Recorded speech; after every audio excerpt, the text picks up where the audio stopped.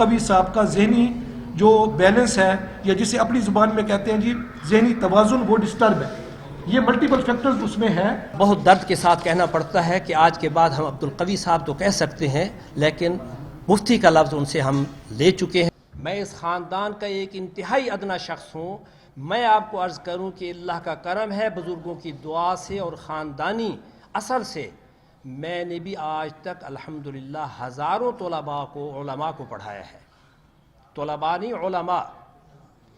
اور پھر سب سے بڑی خوبی ہمارے خاندان کی یہ بھی تھی کہ مسلکی اختلاف سے ہمیشہ دور رہے. یہی وجہ ہے کہ بریلوی مسلک کے حضرات ہوں، دیوبندی حضرات ہوں، اہل حدیث حضرات ہوں، حتیٰ کہ اہل تشیع حضرات، میں یہ فقیر آپ کے سامنے جو ہم کلام ہوں، میں ان کا استاد ہوں. اگر آپ ان میں سے کوئی نام آپ پوچھنا چاہیں تو میں بتا سکتا ہوں. اللہ کا کرم ہے. یہ کیا ہے؟ یہ سب ان بزرگوں کی دعا ہے جن نے فرمایا کہ اپنی نام کو بلند نہیں کرنا، اللہ اور رسول کے نام کو بلند رکھنا ہے.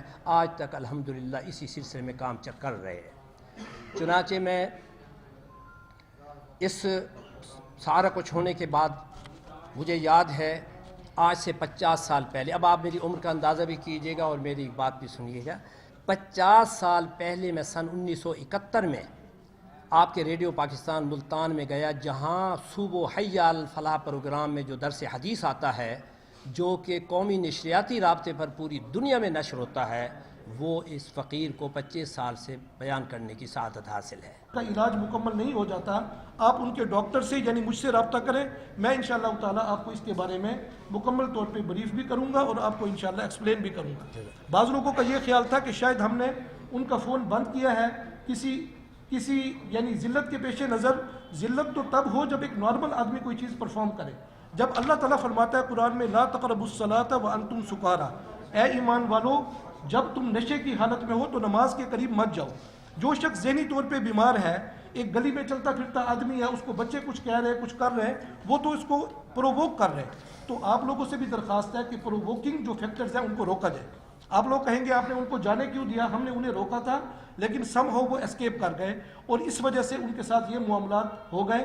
لیکن ہماری اب پوری کوشش ہے کہ ہم کو ہر قسم کے میل جول سے، انٹریکشن سے، چاہے وہ سوشل ہے، چاہے وہ سوشل میڈیا کے تھرو ہے، چاہے وہ ریلیشننگ ہے، اس سے ہم روک دیں. تو آپ لوگوں کے تعاون کا بھی شکریہ. انشاءاللہ آئندہ بھی ہم خیال رکھیں گے کہ اللہ تعالیٰ ان کو صحت عطا فرمائے.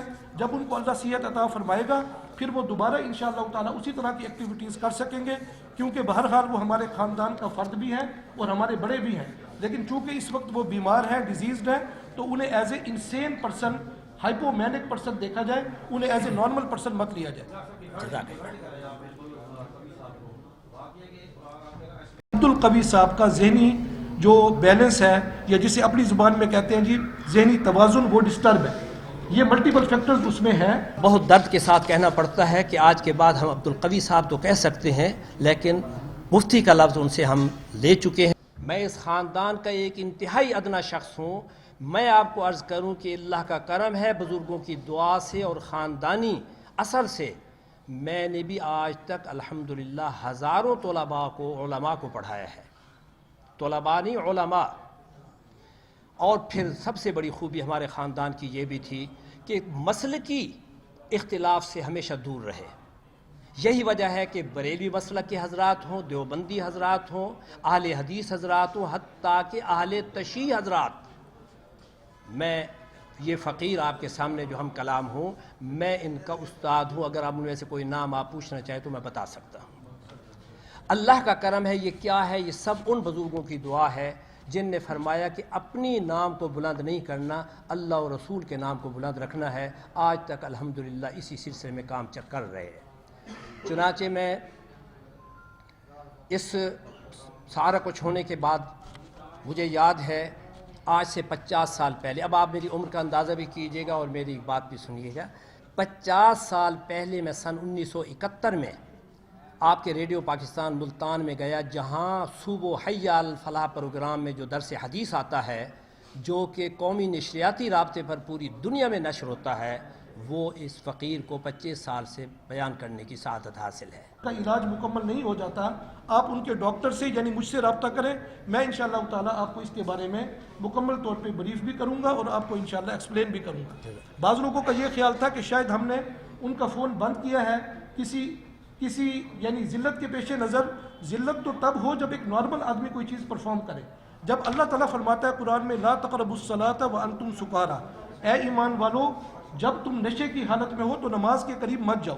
جو شخص ذہنی طور پہ بیمار ہے، ایک گلی میں چلتا پھرتا آدمی ہے، اس کو بچے کچھ کہہ رہے ہیں، کچھ کر رہے ہیں، وہ تو اس کو پرووک کر رہے ہیں۔ تو آپ لوگوں سے بھی درخواست ہے کہ پرووکنگ جو فیکٹرز ہیں ان کو روکا جائے۔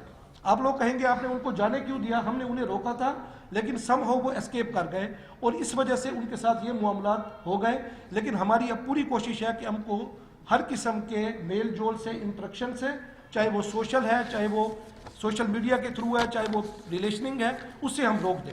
تو آپ لوگوں کے تعاون کا بھی شکریہ۔ انشاءاللہ آئندہ بھی ہم خیال رکھیں گے کہ اللہ تعالیٰ ان کو صحت عطا فرمائے۔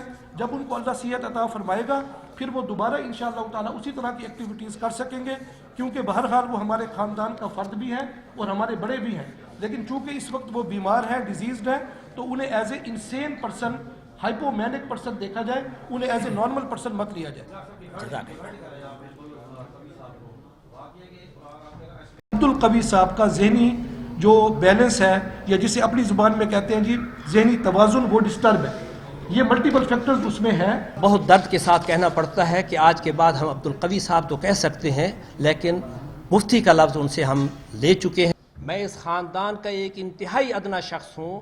میں آپ کو عرض کروں کہ اللہ کا کرم ہے، بزرگوں کی دعا سے اور خاندانی اثر سے میں نے بھی آج تک الحمدللہ ہزاروں طلباء کو، علماء کو پڑھایا ہے۔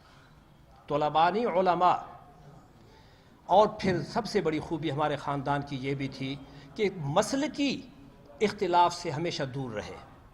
یہی وجہ ہے کہ بریلوی مسلک کے حضرات ہوں، دیوبندی حضرات ہوں، اہل حدیث حضرات ہوں، حتیٰ کہ اہل تشیع حضرات، میں یہ فقیر آپ کے سامنے جو ہم کلام ہوں، میں ان کا استاد ہوں۔ اگر آپ ان میں سے کوئی نام آپ پوچھنا چاہیں تو میں بتا سکتا ہوں۔ اللہ کا کرم ہے۔ یہ کیا ہے؟ یہ سب ان بزرگوں کی دعا ہے جن نے فرمایا کہ اپنی نام کو بلند نہیں کرنا، اللہ اور رسول کے نام کو بلند رکھنا ہے۔ آج تک الحمدللہ اسی سلسلے میں کام کر رہے ہیں۔ چنانچہ میں اس سارا کچھ ہونے کے بعد مجھے یاد ہے آج سے 50 سال پہلے، اب آپ میری عمر کا اندازہ بھی کیجئے گا اور میری بات بھی سنیے گا۔